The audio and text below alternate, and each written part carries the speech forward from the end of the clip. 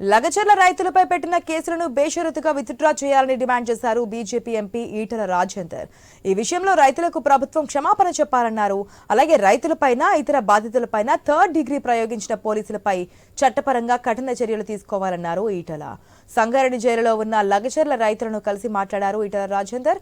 ఈటల వెంట బీజేపీ మరో MP DK అరుణ కూడా ఉన్నారు. సొంత నియోజకవర్గంలో రైతులపై దాడి జరిగితే సీఎం పట్టించుకోకపోవడం దారుణమన్నారు డీకే అరుణ.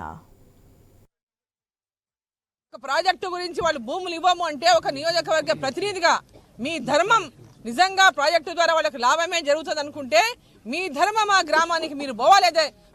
ఎమ్మెల్యేగా శాసనసభ్యునిగా మీరు ఆ గ్రామాలకు వెళ్ళాలి, వాళ్ళని కన్విన్స్ చేయాలి, నిజంగా దాని నుంచి వాళ్ళకి లాభం జరుగుతుంది అనేటటువంటి ఆలోచన మీ నియోజకవర్గ ప్రజలకు లాభం చేయాలి, వాళ్ళకు మేలు చేయాలనేటటువంటి ఆలోచన ఉంటే మీరు వాళ్ళ దగ్గరికి వెళ్ళి వాళ్ళని ఒప్పించి వాళ్ళలో ఉన్నటువంటి అపోహలను తొలగించాల్సిన బాధ్యత ముఖ్యమంత్రికి ఉంటుంది. ఆ యొక్క నియోజకవర్గం శాసనసభ్యుడిగా మీకు ఉంటుంది.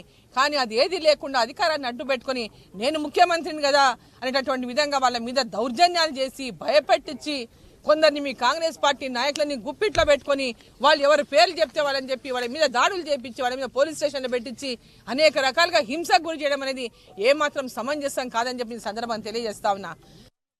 ఒక ప్రాజెక్టు గురించి ఒకటో డిమాండ్ బేషరతుగా ప్రభుత్వం క్షమాపణ చెప్పి పెట్టిన అక్రమ కేసులు విత్డ్రా చేసుకొని జైళ్లలో మగ్గేటువంటి వాళ్ళందరినీ కూడా విడుదల చేయాలని చెప్పి మొట్టమొదటి డిమాండ్. రెండవ డిమాండ్ వందల మంది పోలీసులతో దుర్మార్గంగా రాక్షసంగా ప్రవర్తించి ప్రజల్ని భయభ్రాంతకు గురి చేయడమే కాకుండా గుడ్లను కొట్టినట్టు కొట్టడమే కాకుండా పోలీస్ స్టేషన్లకు తీసుకుపోయి థర్డ్ డిగ్రీ ఒక కాలు మీద ముగ్గురు పోలీసులు, ఇంకొక కాలు మీద ముగ్గురు పోలీసులు రబ్బరు బెల్టులతో కొట్టిన ముగ్గురు 2 గంటల పాటు 3 గంటల పాటు ఏ హింసకైతే పాల్పడరో మానవత్వం లేని పద్ధతులలో ప్రవర్తించిందో అలాంటి పోలీసుల మీద చట్టపరమైన చర్యలు తీసుకోవాలని చెప్పి మేము ప్రభుత్వాన్ని హెచ్చరిస్తా ఉన్నాం.